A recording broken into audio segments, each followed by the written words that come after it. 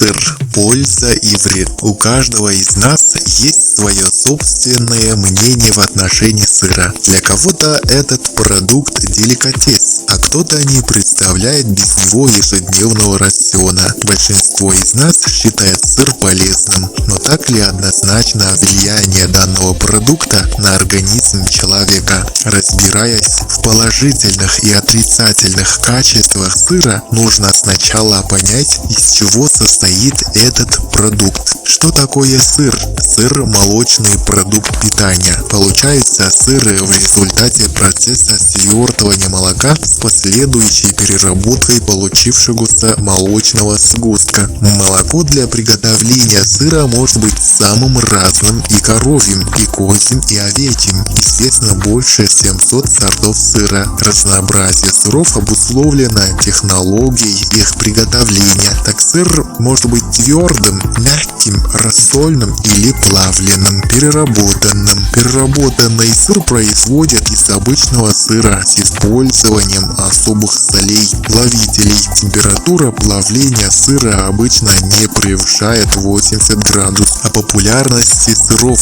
Популярность сыров обусловлена не только их вкусовыми качествами, но и тем, что сыр отлично сочетается с другими продуктами и может быть использован при приготовлении самых разных блюд. Сыром можно достаточно быстро насытиться, и он достаточно легко усваивается организмом человека. Но говоря о вкусовых качествах, нельзя не вспомнить о пользе сыра, которая основана на его богатом составе.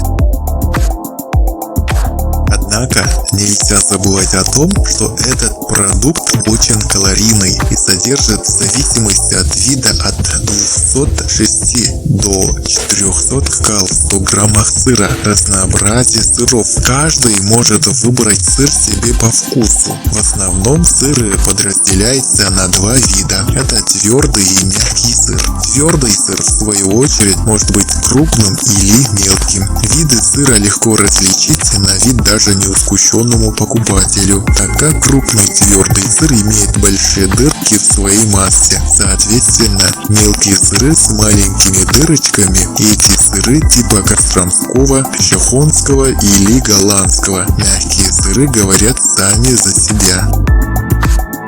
О пользе сыра.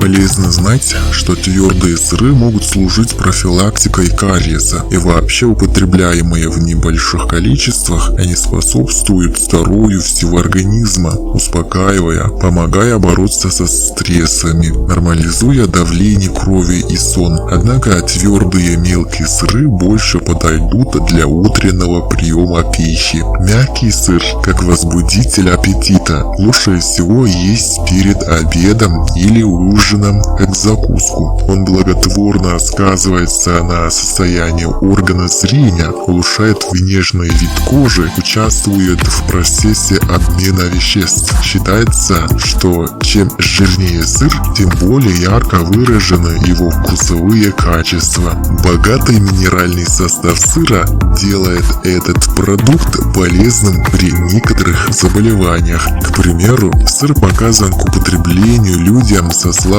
костной системой или туберкулезом. Его нужно обязательно есть женщинам в период беременности и кормления грудью. Также сыр должен стать неотъемлемой составляющей детского питания. Полезен сыр и в случае гипертонии, низкого давления крови, а также страдающим от анемии.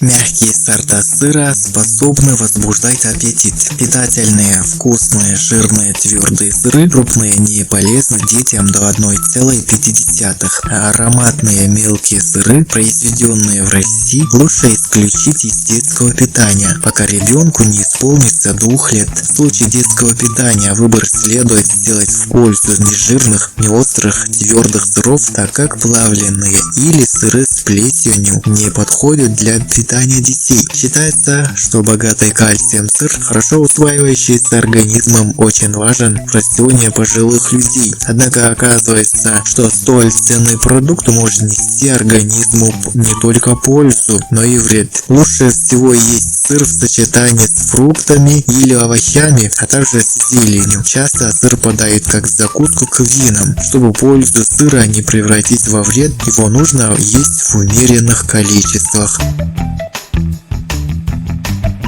О вреде сыра. Несмотря на все свои полезные качества, сыр является универсальным продуктом, и есть люди, которым он противопоказан. Так сыры могут принести вред больным с нарушениями работы желудочно-кишечного тракта, особенно в случае язвенной болезни или гастрита. От жирных сыров следует отказаться и тем, кто страдает от повышенного уровня холестерина в крови или атеросклероза сосудов. С такими проблемами здоровья следует выбирать сыр жирность не более 20%. Также жирный сыр не полезен при лишнем весе, так как очень калориен, но вполне можно позволить себе сорта сыра, приготовленные из обезжиренного молока. Однако, несмотря на свою калорийность, сыр входит в состав некоторых белковых диет с тем условием, что его жирность не превышает 10-19%. В некоторых сырах есть бактерии, способные спровоцировать развитие листериоза, что опасно беременным женщинам, поэтому им стоит отказаться от сыров с плесенью.